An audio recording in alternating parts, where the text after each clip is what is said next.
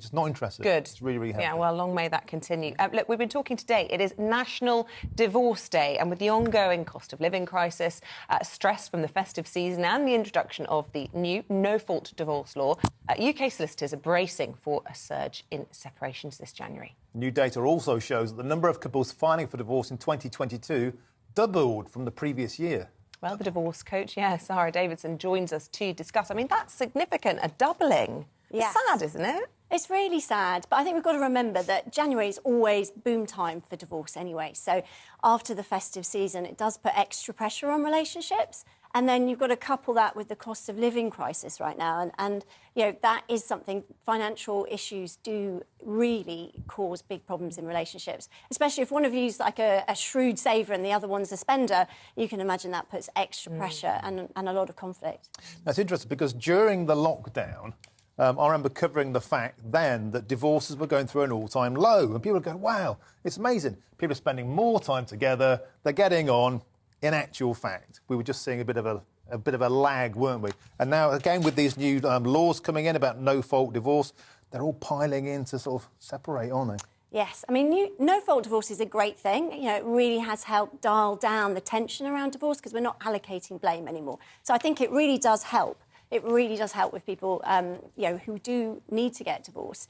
But I think a lot of people waited for no-fault divorce because it is a more amicable way to do things. It's probably a bit faster as well because it's 6 months you'll be through the system. So I think, you know, no-fault divorce has brought a lot of benefits to people if the relationship is breaking down. Michelle Obama was interviewed over the Christmas period and she talked about how she hated Barack for 10 years. And she talked about how it was a period in their marriage, they've been married 30 years now, where both their children were small, both of them were trying to forge their careers and there was so much pressure on them. Children are irrational, they're needy, they're exhausting, and yet they're just children, so you can't turn your anger onto them. She said you just naturally turn your ire onto your partner.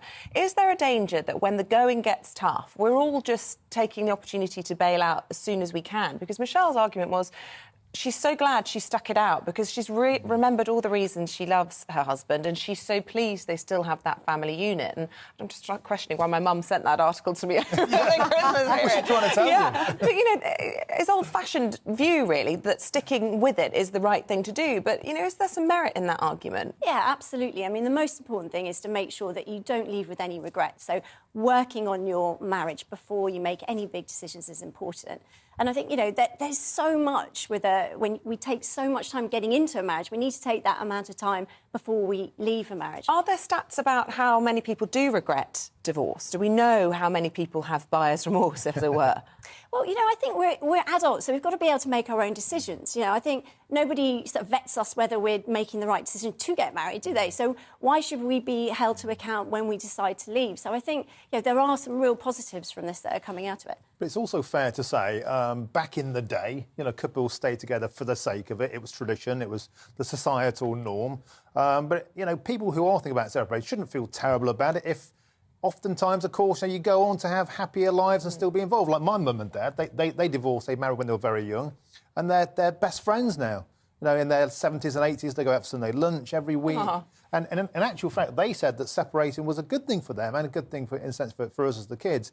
Because if you're in a house where there's confrontation, that's not a good thing either, is it? No, and that's, you know, you've got to look at, is it a healthy relationship? A lot of people say to me, Sarah, we're staying together for the kids, but what is the message kids are learning about what love is, what a relationship is? So I think we've really got to look at, you know, is this healthy and are you happy? And if you can save it, great. There's a lot of things we can do to improve communication, look at how we handle stress. You know, if there are issues right now with the cost of living, address them, don't let them fester, communicate better so that you can actually work through some of these issues.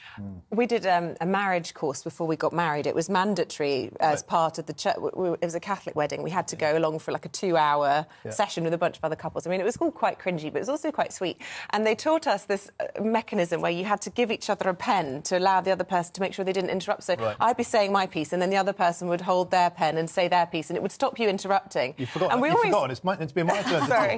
But we always laugh because actually both of us interrupt each other and never let the other one finish their point. And it's quite a good little trick. Do you think there's not enough sort of advice advice for couples going into marriage about what it takes? Because it's not easy to stay married to someone for a long time. It's really not, and it does take work. And I think no-fault divorces actually spark people wanting to work better on their relationships and harder to improve them because they know it could be a little bit easier to get out. So I do think that looking at your communication styles, how you resolve conflict, all these things are really important to improve the success chances of your relationship.